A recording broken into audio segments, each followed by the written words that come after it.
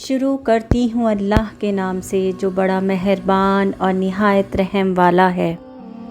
یہاں ایک نیک اور مالدار شخص کا قصہ بیان کر رہی ہوں جو کہ انہوں نے لکھا تھا کہ ایک دن ان کا دل بہت زیادہ بے چین ہو رہا تھا اور بہت زیادہ گھبراہٹ ان کو ہو رہی تھی۔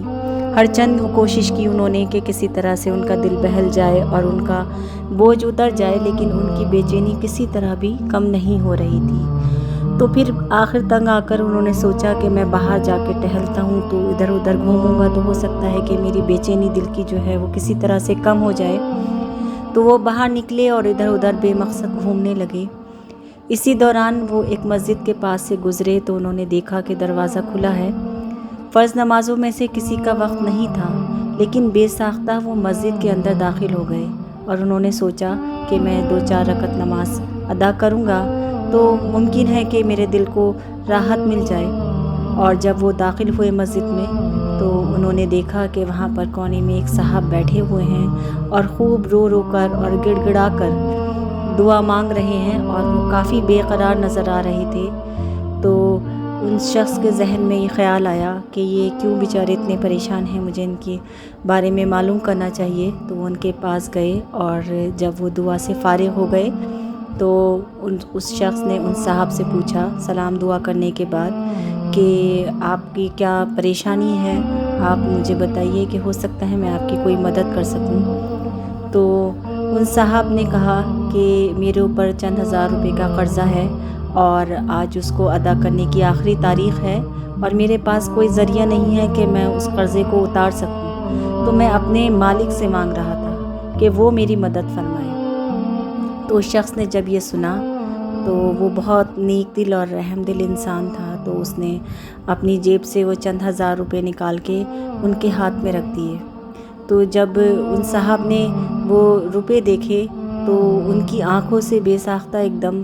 آنسو چھلک پڑے، اور جب ان کی آنکھوں سے آنسو نکلے تو وہ دیکھ کر اس شخص کے دل کو ایک دم جو اس کی بے چینی تھی، جو اس کو بہت زیادہ عجیب طرح کی تکلیف تھی، وہ ایک دم سے اس کو ایسا لگا کہ وہ سب کچھ سکون اور راحت میں بدل گئی اور اسے بہت زیادہ سکون محسوس ہونے لگا اور بہت اچھا محسوس ہونے لگا۔ تو اس شخص نے اپنا وزٹنگ کارڈ نکال کے ان صاحب کو دیا اور ان سے کہا کہ یہ میرا فون نمبر ہے اور یہ میرا ایڈریس ہے، اگر آپ کو کبھی بھی کوئی پریشانی ہو تو آپ مجھ سے آ کے مل سکتے ہیں۔ تو ان صاحب نے اس وزٹنگ کارڈ کی طرف دیکھا بھی نہیں